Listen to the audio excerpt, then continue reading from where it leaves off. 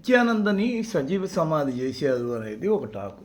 సజీవ సమాధిని ఆయన్ని ఎందుకు చేయాల్సి వచ్చింది? ఆయన పసిఫిక్ తీరంలో ఏర్పాటు చేసుకున్న ఒక దీవి లాంటి దేశం ఉంది ఆయనకి. కొన్ని వందల కోట్ల దారిపోసి దానిలో కట్టుకున్నాడు. హ్యాపీగా వాళ్ళకి వీళ్ళకి పౌరసత్వాలు ఇస్తాం రమ్మంటున్నాడు.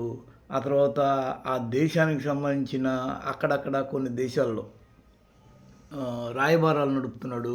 మమ్మల్ని ఉద్దేశంగా గుర్తించమని చెప్పి ఐక్యరాజ్య సమితిని కోరుతున్నాడు. పెద్ద ఎత్తున అంతర్జాతీయ స్థాయిలో ఒక రేంజ్లో తన యొక్క కార్యకలాపాలు కొనసాగిస్తున్న నిత్యానంద ఎందుకు ఇలా చేస్తున్నాడు? నిత్యానంద పరిస్థితి ఏంటి? నిత్యానంద ప్రజెంట్ కండిషన్ ఏంటి? నిత్యానంద మీద ఏం కేసులు ఉన్నాయి? అసలు ఎందుకని ఆయన ఇలా చేస్తున్నాడు అని చూస్తే సుమారుగా 41 ఆశ్రమాలు ఉన్నాయి ఆయనకి. తమిళనాడు, కర్ణాటక ప్రాంతాల నుంచి చూస్తే 41 ఆశ్రమాలు ఉన్నాయి. వాటి ద్వారా ఆయన యొక్క నెట్ వర్త్ ఎంతంటే సుమారు 4,000 కోట్ల రూపాయలు. 4,000 కోట్ల రూపాయలు ఆస్తులు ఆయన పేరు మీద ఉన్నాయి. ఇట్లాంటి పీఠాధిపతులకి తరతరాలుగా వచ్చే ఒకానొక ఈ భూములు పుట్ర ఇవి అవి కలిపితే ఇప్పుడు శారదా పీఠాధిపతికి కూడా సుమారు 3,000 కోట్ల రూపాయల ఆస్తులు ఉన్నాయి. అక్కడక్కడ వీళ్ళకున్న ఈ భవంతులు కావచ్చు, వాటి యొక్క విలువ కావచ్చు, ఆ తర్వాత భక్తులు ఇచ్చే చందాలు కావచ్చు, తరతరాలుగా ఉన్న ఫిక్స్డ్ డిపాజిట్లు కావచ్చు, ఇవన్నీ కలిపితే వీళ్ళకి వేల కోట్ల ఆస్తులు ఉంటాయి. వీళ్ళేం మామూలుగా ఉండరు. వీళ్ళు ఇదే నిత్యానందం శుభ్రంగా పైనుంచి కింద దాకా వెంకటేశ్వర స్వామి మీద కూడా లేనంత ఎక్కువ నగలతో కనిపిస్తాడు.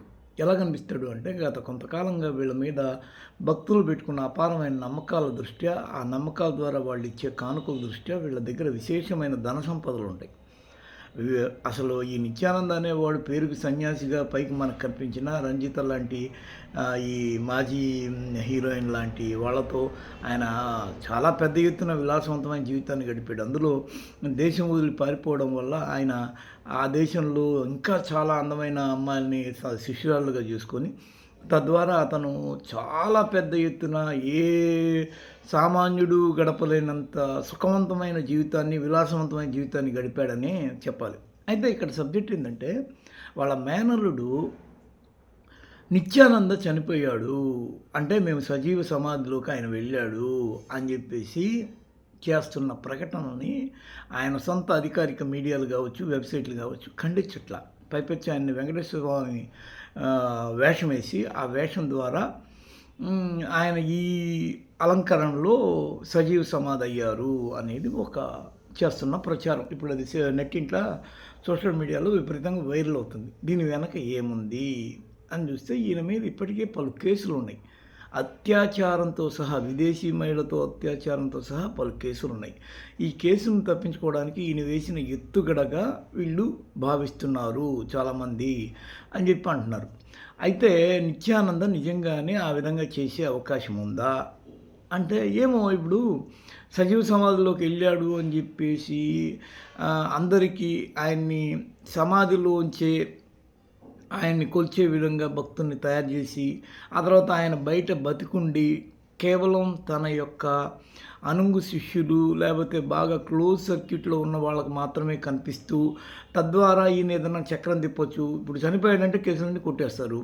కేసులన్నింటినీ కొట్టేసిన తర్వాత ఇప్పుడు వైఎస్ రాజశేఖర రెడ్డి చనిపోయాడు, ఆయన మీద కేసులు ఇంకేముంటాయి, అయిపోయినట్టే కదా. అట్లాంటిది ఏదైనా ఒక ప్లాన్ వేసి ఉంటారు అనేది ఒక ఊహాగానం. అందువల్లే ఆయన సజీవ సమాధి అయ్యాడు, ఆయనకు లేడు అని చెప్పి. లేకపోతే 45 ఏళ్లలో నిత్యానంద చనిపోవాల్సిన అవసరమే ఉంది.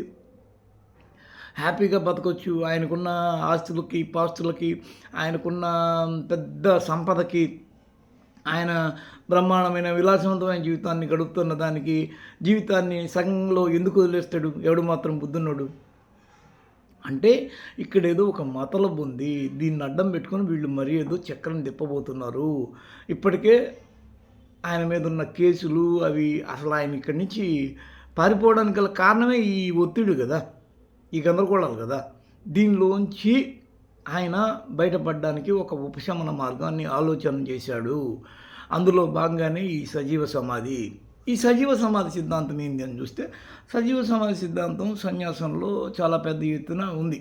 అలా అని చెప్పేసి కంచికామకోటి పీఠం లాంటి పెద్ద ఎత్తున సాగిస్తున్న పీఠాధిపతులు ఇలాంటివి ఏం చేయట్లేదు. వాళ్ళు చనిపోతే ఇప్పుడు ఉడిపి మఠం కావచ్చు, ఆ తర్వాత శృంగేరి మఠం కావచ్చు, ఆ తర్వాత మీకు కంచి మఠం కావచ్చు, వీళ్ళందరూ ఈ సమాధి కోటలు ఆయా పీఠాల్లోనే ఉంటాయి. కారణం ఏందంటే వాళ్ళు మనకు అందుబాటులో ఇక్కడే ఉన్నారన్న తలంపు కొద్దీ వాళ్ళు ఆ సమాధుల్ని ఆ విధంగా తులసి కోట కట్టుకున్నట్టు కట్టించుకొని వాటికి ఆరాధనలు చేస్తూ ఉంటారు. కానీ ఈయన సజీవ సమాధి అంటే ఇది రేరెస్ట్ ఆఫ్ ద రేరెస్ట్. ఎప్పుడో ఎక్కడో ఎవరో తప్ప బాబాలు ఎవరో తప్ప ఇలా చేయరు. ఇప్పుడు మనం షిరిడి సాయిబాబా దగ్గరికి వెళ్ళినా ఆయన్ని కూడా పూర్తిగా మనం మనం కొలిచేదే ఆయన సమాధిని. ఇది ఒక రకమైన చెప్పాలంటే ఏం కల్చర్ ఇది, కొద్దిగా ఈ ఇస్లామిక్ కల్చర్‌లో భాగం అది. ఈ దర్గాలు, ఈ సూఫీ కల్చర్ ఏదో అంటారు దాన్ని. ఈ దర్గాల్లో ఈ సమాధులనే కొలుస్తారు. ఇప్పుడు ఇలాంటి సమాధి ఎక్కడన్నా ఉందా అంటే ఇప్పుడు మీకు ఈ సమాధి కల్చరు చాలా డిఫరెంట్ కల్చరు. సాయిబాబాని అలాగే కొలుస్తారు. ఇంకా కొందరిని ఇప్పుడు సత్యసాయిబాబా ఉన్నాడు. ఆయన పూర్తిగా అనారోగ్య కారణంగా మరణించిన తర్వాతే ఆయన్ని సమాధి చేశారు. ఆ సమాధిని కొద్దిగా గౌరవిస్తారు.